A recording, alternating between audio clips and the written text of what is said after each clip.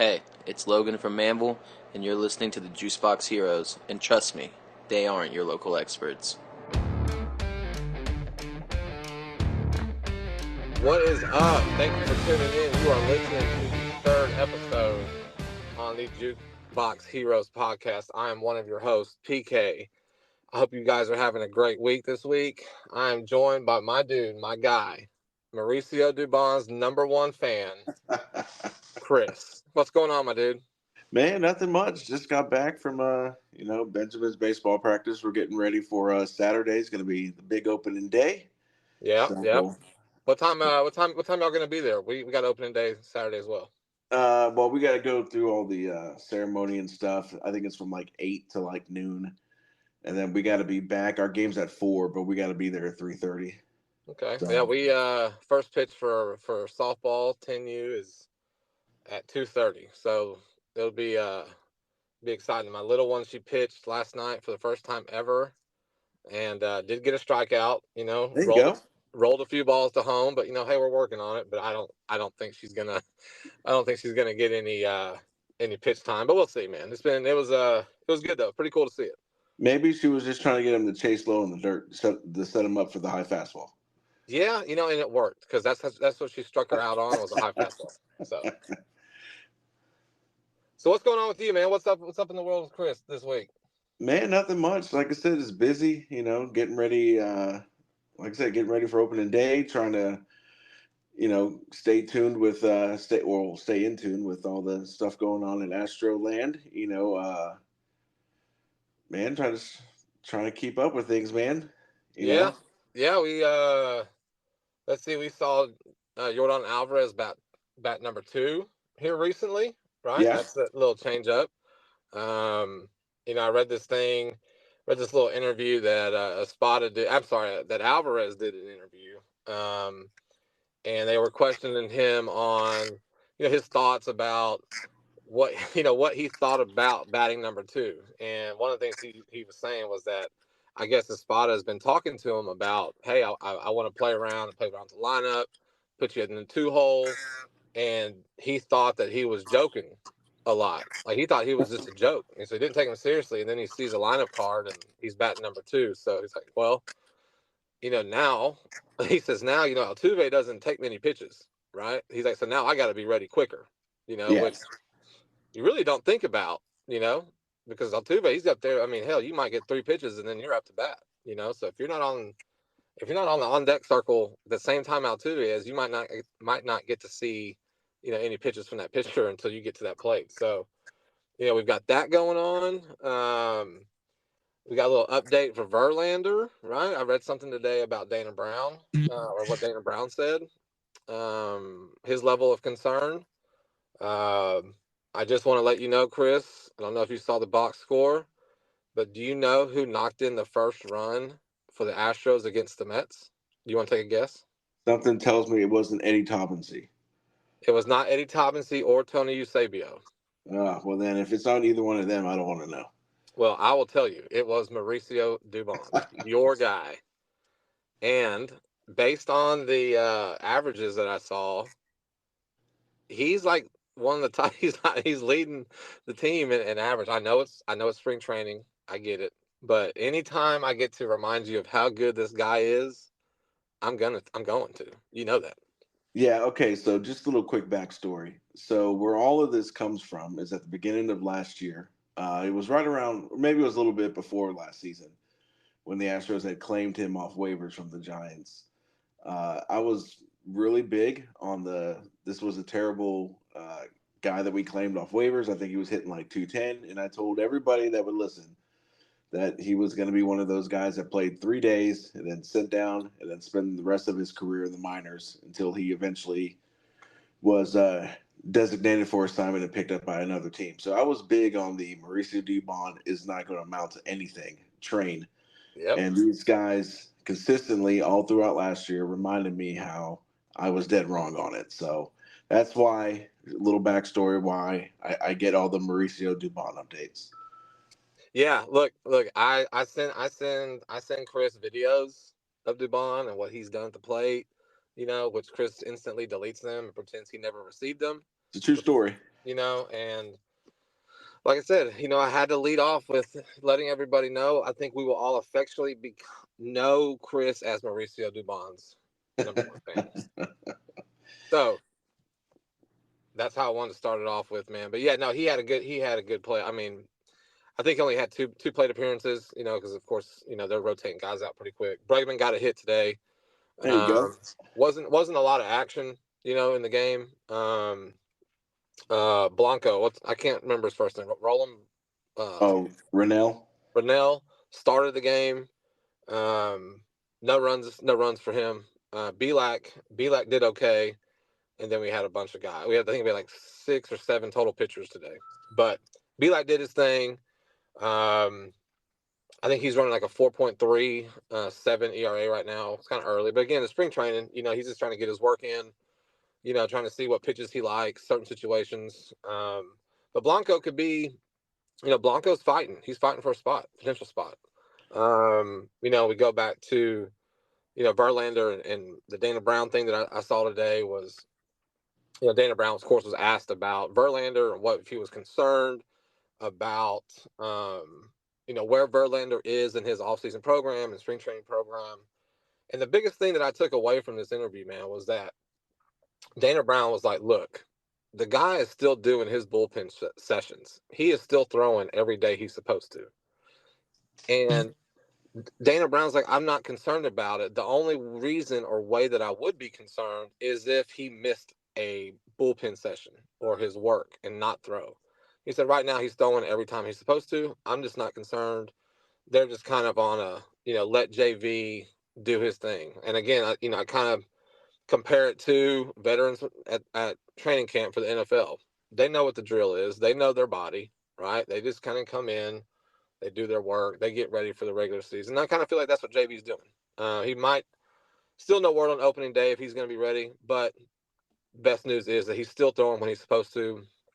Haven't heard anything, more really about his shoulder or his hiccup as he calls it. So still optimistic that he'll make the opening day, make it for opening day. But if anything, we get him back sooner rather than later. Yeah, and the thing with Verlander's a pro. I mean, trust me, like, with the whole Dana Brown thing, trust me, JV knows his, and like I say, he's been doing this long enough. He's earned the right to dictate what he's going to do. And I mean, even if he does, I did hear some rumblings that he may start the season on the disabled list, but JV, he will be ready. I mean, the way when I look at that rotation as far as being ready for this season, he's the last guy I'm concerned about. He's going to make sure he knows his body. He's done this. I mean, I don't know. This is probably what 16th, 17th season in the majors. He knows what he's doing. So that's why I mean I would only assume Dana Brown's like, I'm not worried about JV. JV will be ready. So there's no point in doing anything outside of the normal with him as far as rushing or anything like that. I mean, trust me, even with JV not in the rotation, there's enough arms where you can still roll a 6-man rotation to begin the season. Yeah, I think, from the pitching staff standpoint, I think our biggest concern, if you want to use the word concern, or area that we need to focus on is our middle relief, right? I mean, like you said, we've got 5 to 6 starters, right? We can roll a 5-man, 6-man rotation, do our thing. Our back end of our bullpen is nails. Right now we don't have it's still kind of up in the air for our middle relief guys, right? So, and that's where these opportunities for spring training where these young guys, get to shine and maybe put their name on the board. That Arrighetti had a good outing here recently, and that's one of the names that you're kind of hearing right now is, this guy's fighting for a potential spot, but he could be a middle reliever. We've lost Neris, we've lost Maton, Stanek, all the free agency. So there's middle reliever spots that are open. It's a matter of what guy's going to shine right now in the spring and what guy wants to take that spot. Forrest Whitley got scratched from his last, that poor guy, man, he got scratched for a inflamed middle finger. So, he's on the sidelines right now. I mean, that was the one guy coming in that, he was told he was going to be given an opportunity. Everyone was, pulling for him. I know I was. We talked about that earlier in the podcast on episode 1, I think. And here he is, getting scratched because of an inflamed middle finger. So it just opens the door for more guys to show up and put their name out there, put some good outings together, work on some stuff, and maybe get this roster spot for middle reliever. Yeah, I mean, there's definitely a handful of middle reliever spots open. I want to say at least 2 to 3. And that's where these guys, as you were saying, this is their time to shine. With Forrest Whitley, at this point, at least it's an inflamed middle finger than Still like trips me out. a shoulder issue or anything like that. You could definitely rebound from an inflamed middle finger. I don't know how you inflame your middle finger, but That's a good one. Yeah, it's definitely one I have not seen, if not ever, in a long time. So, I don't think I've ever heard of an injury of an inflamed middle finger. I don't think I have. Now I've heard about blisters, the pitchers getting blisters on their fingers. And that one I understand. I want to say the weirdest one that I've seen or that I've heard of is Jeff Kent almost missing a good chunk of the season because he got hurt falling out of his deer stand. Oh yeah, that's right. That was probably the weirdest one that I've heard. Well, then I think didn't Sammy Sosa one year say that he hurt his back because he sneezed too hard? You know what? I think you're right. Yeah, there was that one. That's a pretty good. That's a pretty good excuse or reason or whatever you want to say, right? But that's one hell of a sneeze. Yeah, yeah. Or you could just be like Moises Alou. At least the story was that he used to pee on his hands to harden his calluses. You remember that story? I don't know if you ever heard that. That's pretty disgusting, but I guess whatever works for you. Hey, he hit over 300. So look, he just doing whatever something works right. for you. Pedro Leon got some action today, or against the Mets. Yeah, I saw that in that 10-3 shellacking that he hit a bomb. And with Leon, I was from what I've read is that they kind of went away. So I guess his story was that he moved up so fast through the system that they wanted to make him into this super baseball player. I guess that means play multiple positions. And from what he said in that interview that they did with him, he said that really put a lot of pressure on him. So I guess now they've decided, he's just going to play center field. And hopefully that's what regains his mojo back that he had, a couple of years ago. Because right now, the only thing stopping him from being the everyday center fielder is Jake Myers. So you can take that for what that's worth. Well, look, if you can't beat out Jake Myers, then maybe. Well, that's the thing. He has it. He has it the last few years. So, because like I said, he had a shot. I want to say the beginning going into the 2022 season. They essentially told him center field's yours. All you have to do is just take it. He did not take it. So, but he had a pretty decent bounce back year last year. I think he hit like 260 something. He had 25 home runs down in AAA. Yep. So he's got pop. He's got speed. So if he can put it together, I wouldn't be surprised if he's one of those handful of guys that's gonna take that short 35-minute drive from Sugar Land to Houston, pretty soon. Yeah, any injury, he could be the first call up, and let him see what he's got on the big boy stage, Yeah, I agree. At this point, if Jake Myers gets out to another slow start, at this point, why not? Why not give this kid a shot? He could be one of those kids that just, I'm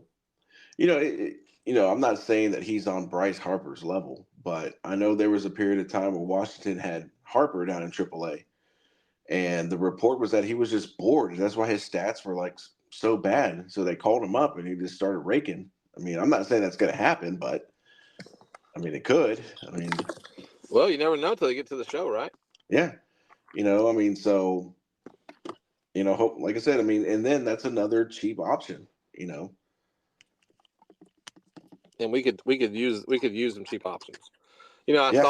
saw this thing today. We talked about Bregman and Tucker and who would you rather have and all that good stuff. Last episode, and I saw this article about a fake trade that involved Tucker. Was it the one that involved the Phillies? That's correct. Yes. And really, that's really the only team that I've seen these potential trade for Tucker. That's really been the only team because it was like what these 3 top 5 prospects. I mean, I think it was a starting pitcher, a right fielder, and I forget who the other guy was.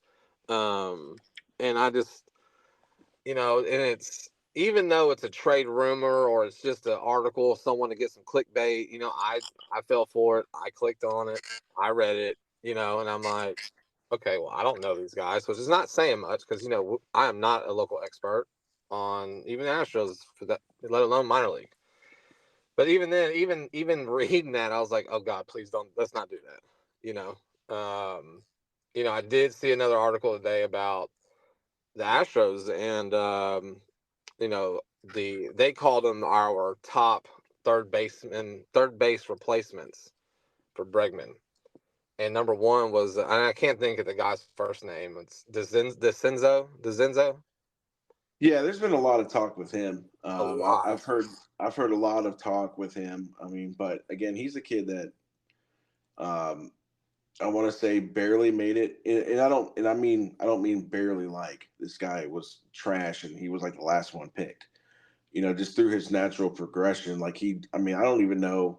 I'd have to double check, but I think he only spent like a month or two up in Double A for Corpus Christi. So, Yeah. I mean, at the bare minimum, he's at least, I would assume he's at least a season away.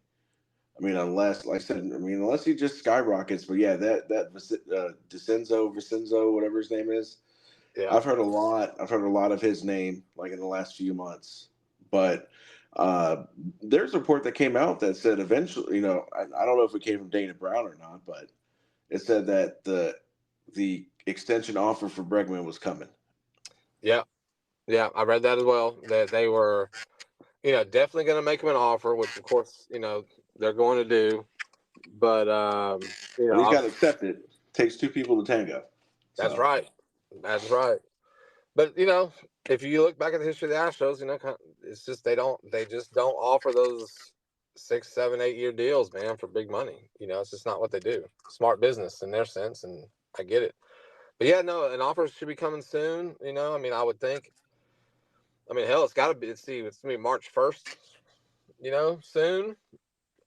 And the season starts on the 28th, right? So in the next three weeks or so, if there's not, at least the first offer's got to come out, because once that season starts, they usually don't start. They don't talk about the contracts during the season, so it's coming. It's definitely coming. Funny story. Chris was showing me some. We were talking about Astros swag apparel, and I was telling him that I needed to get some new updated stuff for this year. I'm going to the game. I'm going to go watch the Blue Jays play on April 3rd. So I was like, I need to get some new Astros swag. I need to update the closet. And so we're looking at hats and we're looking at some shirts, and Chris is like, hey man, there's this really cool spring training hat that, we need to find it. And look, we spent a good, I don't know, 15 minutes, at least 20 minutes all over these websites to try to find this ghost hat that Chris says exists or existed. It did exist. I promise you. Man, I don't know. I think you might have dreamt it. Maybe you just had this vivid dream of a hat you wanted to design. Okay, I can't have been the only person that saw it. So the day that the MLB dropped all of the new spring training hats and stuff, all this new spring training gear for all the teams. And like I said, I showed them because they have it in all the teams. So the only one I could find that it still was there was the Yankees one. So essentially, it was a hat. It had the Astros logo. Obviously, it had the three like color stripes behind it, and it had a palm tree on one side. I saw it like, and I want to say, but I saw it again, and I want to say by like the third day after that new spring training stuff hit, it was completely out of the team store, at least on the MLB on the Astros shop online. So, we were looking for it, and we were like, you know what, man? So I came up. I don't know. Was that you that came up with the idea? That was like, let's just drive and go to the team store tomorrow, meaning Yes, that yesterday, was me. and we'll see if they have it at the team store. Me. I'm like, I'm down. Let's go. Well, somebody decided not to show up into the office yesterday, and a buddy of mine posted a picture on Facebook, and guess who was at the team store yesterday? That would be Mr. Jim Crane. So Yeah. somebody cost us a chance to meet Jim Crane yesterday at the Astros team store at Minute Maid Park. Yes, but what did I tell you was a valid reason? You said you got your hair cut and you got your beard trimmed. And it looked fantastic. And it looked fantastic. So, but yeah, so that one is on me. We should have gone. Would have been really cool to see Jim Crane, meet him. But yeah, that one is on me. We got a picture. Chris got a picture from a buddy of his that took a picture with Jim Crane and sent it to us. And Chris's text to me was, "Do you want to see something?" And I was like, "Sure." And he sent it, and I'm like, "Oh man, that's my bad, my bad." One day we'll make it to the team store though, man. Because I do, I need to get some swag, dude. I need to get some new swag. It's I've got a couple hats, a few shirts, but it's time for some new gear. I think, I'm not a big jersey guy. I'm really not a big jersey guy. But I really think this year might be the year to get the navy blue jersey. Their Sunday jersey. Their Sunday home jersey. Those are nice. Because that's probably my favorite one. Like I'm all about the orange. I love the orange jersey. I think it's just a little too much orange for me. But I'm kind of a bigger dude, and you wear dark colors you just wear dark colors. So, I have an orange shirt for work that I don't wear because it reminds me of a giant pumpkin. So, I think I want to get the navy blue with the stripes down the side. It's such a clean jersey, man. I think that's what I'm gonna go for this year. You looking at any new swag? I mean, I wouldn't say new. Like pretty much, everything that I've been looking at has been the old like late '90s uniform stuff. Oh yeah. Those are my personal favorite uniforms out of all of them. Absolutely. So, the only one I may probably consider buying would maybe be a Space City jersey, just because I pretty much have everything else Space City that was put out, and I just don't have a jersey. Yeah. But I have this terrible luck where every time I buy somebody's jersey, they leave. So well, we have our buddy Jake. What did he say he bought a Bregman jersey? Yeah, you got a Bregman one. Last year, right? Yeah. Yeah, it was when we went to game 2 of the divisional series against the Twins. Oh, that's when he bought it. So late in the season. Yeah. Oh, sweet. Yeah. Yeah, should have gone with an Altuve. Yeah. So I want to say these are the last 3 jerseys that I bought. It was the Correa 2017 World Series one, RIP. Yep. The one and then before those, I had the old school brick red Roy Oswalt, RIP. Yep. And then I bought a white striped Michael Bourne jersey, 0 for 3. Wow, Michael Bourne, huh? Yeah. God, those were some dark days, dude. The Michael Bourne days. Good Lord. And I'm talking like I had both of those guys were traded within 4 days of each other. Yes. Yes. So now I only rep Craig Biggio because he can't be traded. That's correct. And I have a Bagwell, so he can't be traded either. Can't trade him either. I want a Yordan, but sometimes you got to take one for the team. So. Well, if you're going to get a Yordan one, I guess you get it now because he's got a couple years left on his extension. So. Yeah, I do have a Yordan championship T-shirt, but I think that's about as far as I'm going to go. like a take one. t-shirt, like a t-shirt jersey. Well, it's like it's the black one. All the letters are in gold. I mean, it's a Oh, regular T-shirt. But it's got like the Astro script like they have on their jersey, and on the back it says 44 gotcha, Alvarez.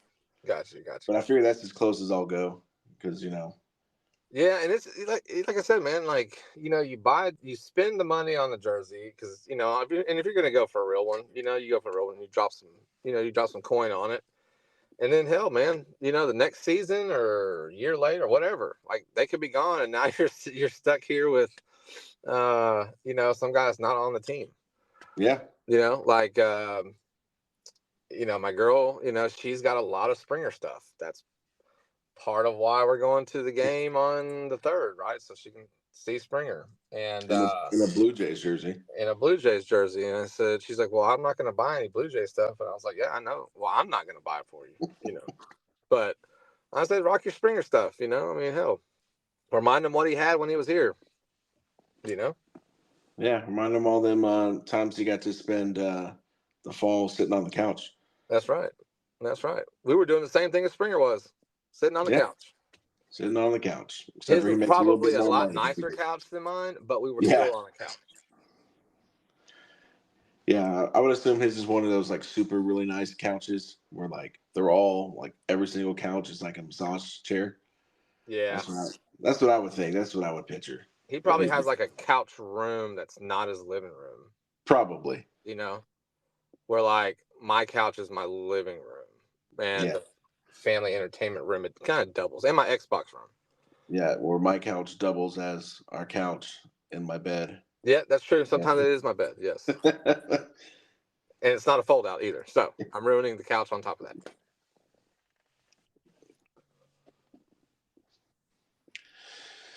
Oh man. Yeah, so going back, kind of easing you guys back into spring training. So I have been reading, I'm old. All I have is really Facebook. I know I need to get hip with the times and get with the other social media platforms, but I do see a couple people kind of freaking out that the Astros are like what 2-4, 3-4 in spring training. And if you're one of those people, it's fine, but I will tell you that really the goal for spring training is like 3 things. And we kind of addressed it a little bit on the first episode.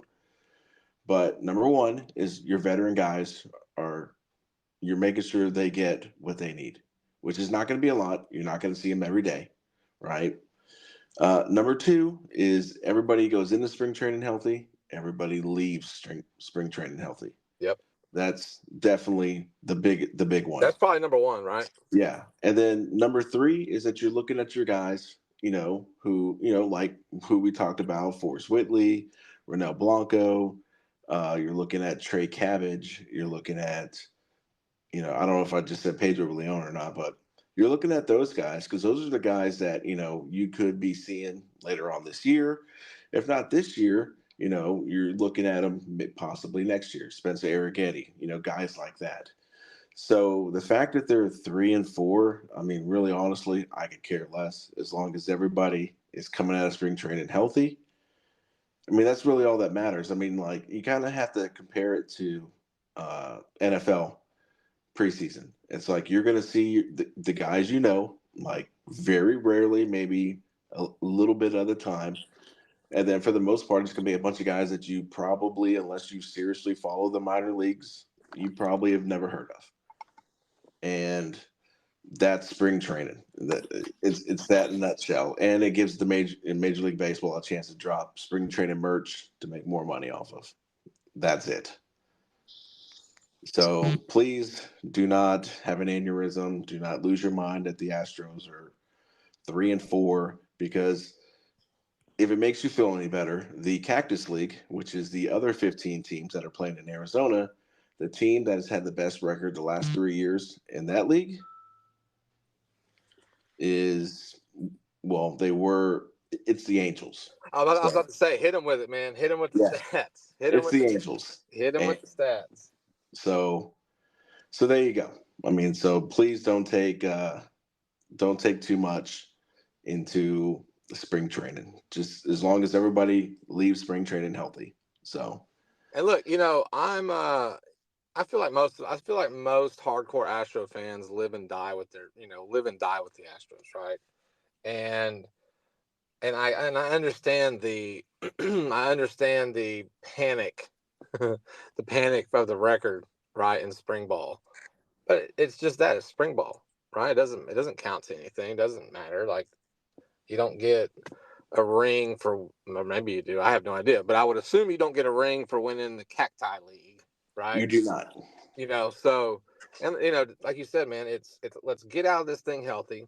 Let's put these pitchers in situational baseball, whether it's the second inning or the ninth, doesn't matter, right? Like, let's bring these guys in, 2 on, no out, whatever count. Let's see if this guy's got the, testicular fortitude to get out of it. Let's see what he can do, right? And granted, like, you're in that situation in spring training. It's not going to be the same amount of pressure as it is regular season or postseason.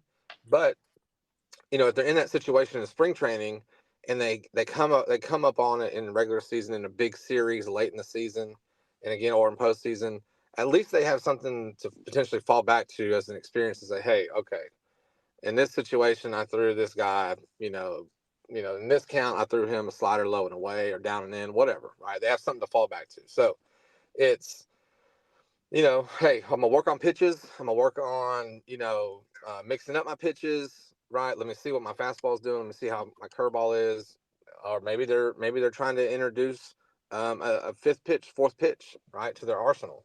And then with the batters, you have Pena, right, he changed his swing, right, changed his stance. So all he's trying to do right now is get as many ABs with the new swing, with the new stance, or probably even tweaking his new stance to see he's gonna be more comfortable with, once the season starts. So it's and a lot of these bigger guys in the sense of stardom, they're doing most of their work on the backfields anyway, right? They're gonna come in, like Jordan when he hit number 2 in the lineup. I think he had 2 plate appearances. I think he had a single, and I think he walked.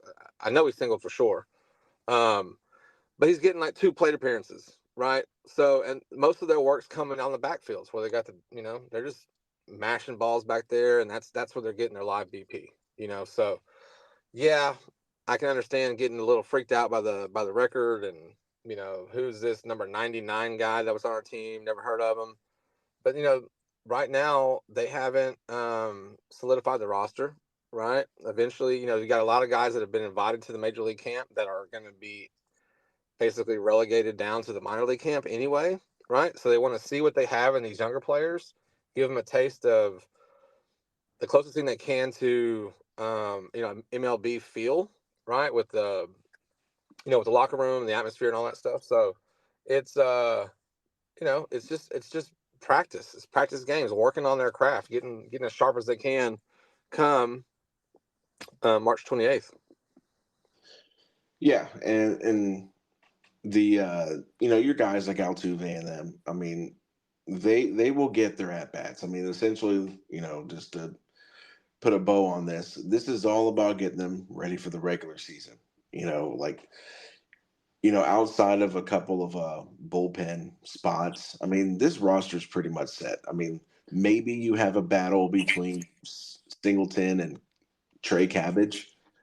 I mean, but that's really about it. I mean, we pretty much know our 26 man roster pretty much outside, like I said, outside of a couple of bullpen spots. I mean, so, for the most part, the veterans are going to get their ABs. They're going to let, Joe Espada know when, hey, you're probably going to start seeing some relievers get some starts just so they can face some, like, close to MLB, talent. I mean, but for the most part, at least for the Astros, you're looking at, you're making sure your guys are where they need to be. They're on track. And then you're taking a look at your guys coming up. I mean, that's pretty much it. I mean, and again, making sure everybody leaves healthy. So that's the biggest goal. That's the biggest goal, man. Get everybody healthy and get ready to go, and let's go chase down another pennant. You know what I mean? That's the goal. Yeah, I agree. So just woosah. We got a whole 6 months coming up of being stressed out about records and stand-ins and stuff like that. Let's stress out when it really starts to matter, and then we can all stress out together in one big stressful family, and we can talk each other off the cliff, on a series by series basis. There you go. There you go. Speaking of the season, I'm going to go on a little rant here Okay. because since this is kind of a freestyle episode, man, the MLB, sometimes I just want to pull my hair out with the MLB because it blows my mind how if you want to watch the new Astros channel, because I guess they're called Space City Network now, or Space City Channel, whatever it's called, right? That you have to have one of these cable companies, AT&T, DirecTV, or Comcast, or you could stream it with Fubo, and it's like $80 a month. It blows my mind. Why doesn't MLB stream their own games? And I understand you're going to say, well, Chris, they do. Yes. However, not if you live within the city limits of Houston or the local area.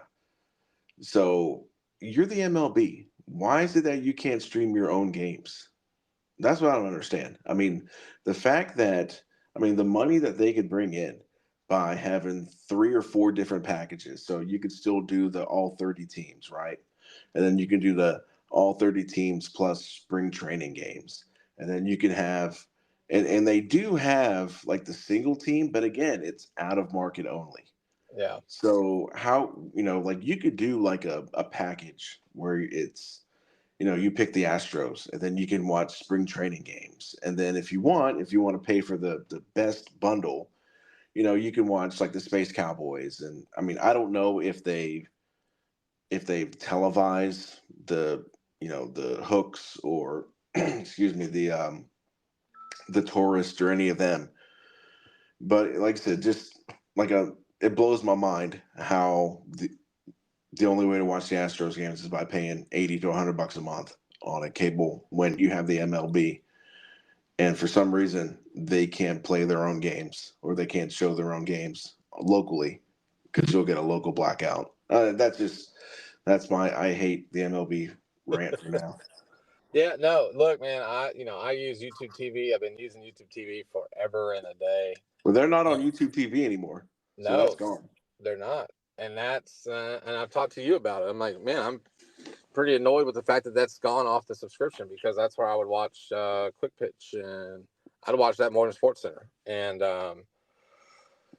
so it's, I use a family member's Fubo account, to watch the Astros. But yeah, there's been even times where they've been on a local channel and it's been blacked out, at least on YouTube TV. So it's, with everything going to streaming like it is, I just don't, I agree with you. Like, I just don't understand, like, how is this stuff still blacked out? Like, it's 2024, for God's sake. Well, I'll tell you why. It's because Rob Manfred's a moron. That's why.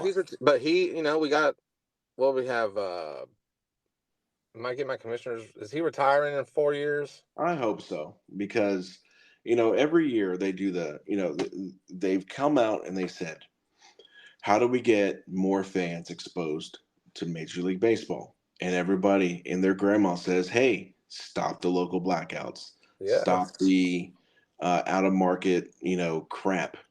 And what do? Oh, let's make the bases bigger. Let's add a pitch clock so that instead of the game being 3 hours and 6 minutes, now it's 3 hours and 4 minutes. Because that 2 extra minutes of leaving the ballpark early means the traffic's going to be cleared to leave Minute Maid Park. Right. So it just frustrates me. It does. It does. It really does. But I think he is retiring in 2029. I think if I'm not getting my commissioners, I know there was something recently saying that he was retiring in a few years, but we'll see what happens, man. We'll see what happens with that. It's probably not. I mean, there's people smarter than us that are making those decisions for some messed up reason, but we'll see. We'll see what happens. What else you got, brother? Man, for right now, like I said, we're just spring training's going on. Nothing, no major news is really broke. It's pretty much, for us, well, for Astros fans, I mean, it's pretty much. It's the dog days of spring training. It's yeah. I mean, like it's like you're a kid waiting for Christmas, and you're just watching you're counting the days down, and it's like, okay, only 20 something more days. 29 days left. Yeah. So. And then we bring in the freaking Yankees, man, and then it's go time. Yeah. I mean, now if your other teams, you're like, oh, how come they haven't signed this guy who's still a free agent? Luckily, we don't have that to worry about. But I mean, now we just play the waiting game.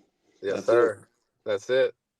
Just wait for that first game, and let's get everybody healthy, and see what happens with the Bregman offer, and like I said, man, let's go chase down another pennant, man. I'm ready to hang another gold banner.